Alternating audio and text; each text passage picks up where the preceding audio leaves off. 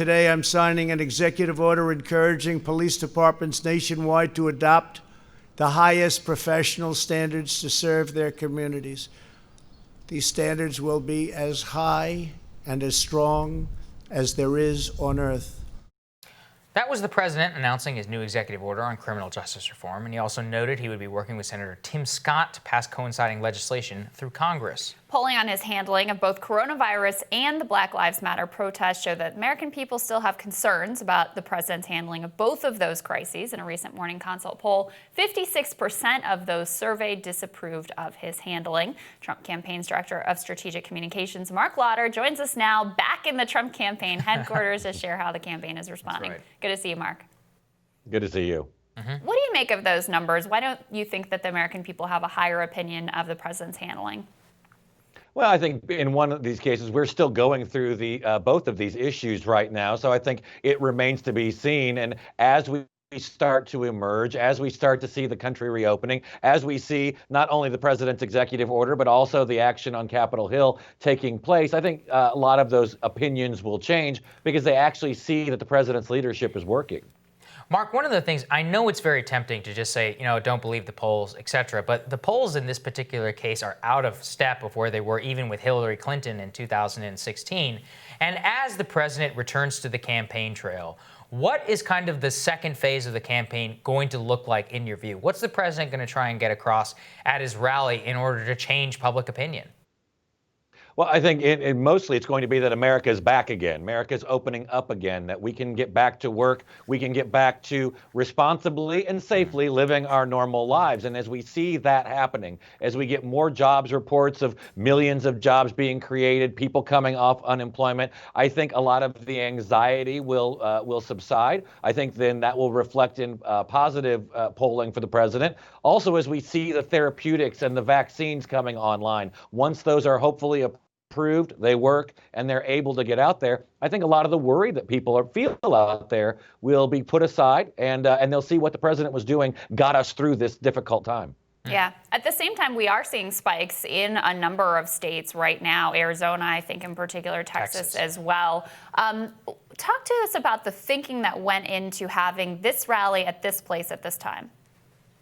Well, I think it's twofold. One, we knew, and even Dr. Fauci has said this, that as we started reopening, you're going to naturally see an increase in the number of people testing positive, along with increased testing. That is just going to happen. But what the good thing is that we are not seeing necessarily the spike in mortality, fatalities. We're not seeing the increase in hospitalizations that we cannot meet the need. That was always the goal, remember. It was to flatten the spread, not to immediately eliminate it. So as long as our hospital systems can stay up to date and maintain their abilities, that's the key. And what we're saying to everyone in Tulsa, and as we get back out on the campaign trail, is if you are in one of those high-risk categories, if you are someone who might have a negative outcome from corona, then please do not join us. Catch us later this year. We'll be back. We'll be campaigning a lot. But for those of you who don't meet those high-risk categories, get out, celebrate your freedom, and be coming out to see the president, the vice president, and celebrate what's going on in our country. We think now is a great time to do it and safely do it. And, Marc, much of what I'm hearing from you is a message on the economy. However, we have Federal Reserve Chairman Jerome Powell warning that we're absent more intervention into the economy by the government, there's going to be double-digit employment by the end of 2020, which means that coincides with the general election. How is it going to be about running on an economic message with unemployment, which could be worse than the height of the Great Recession? Well, I think one thing is that the American people understand that this is not a recession or a economic crisis that was created by anything to do with economics or because of the president or because of the federal government. This was a health-related crisis that caused these numbers. So what we're already starting to see is that the numbers are going to come back quicker than some economists predicted. We hope that will continue, and we expect that will continue. But I also understand that I don't think the American people blame the president of the United States for a virus that started in China, that spread spread around the world, and caused us to have to take these drastic steps. And so, as they emerge, I think they're going to be buoyed by that confidence. And as we continue to improve, I don't think they're going to expect it to be miraculous recovery, but it will be a V-shaped recovery. And I think people will be confident that we can keep it going. There have been a number of tough polls out for the president this week, in particular in battleground states. We saw one come out of Michigan that had him down 16 points to Joe Biden.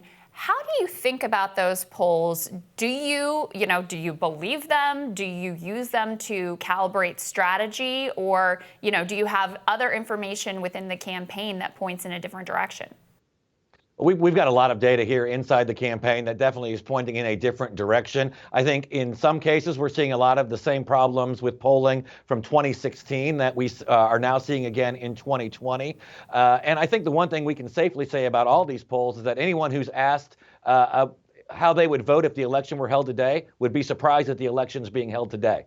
This election is not for another 5 months. We've got a very robust campaign to engage in, especially starting this fall.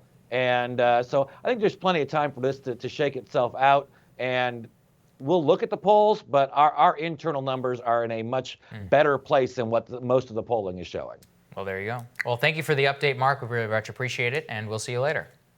Good to see you guys.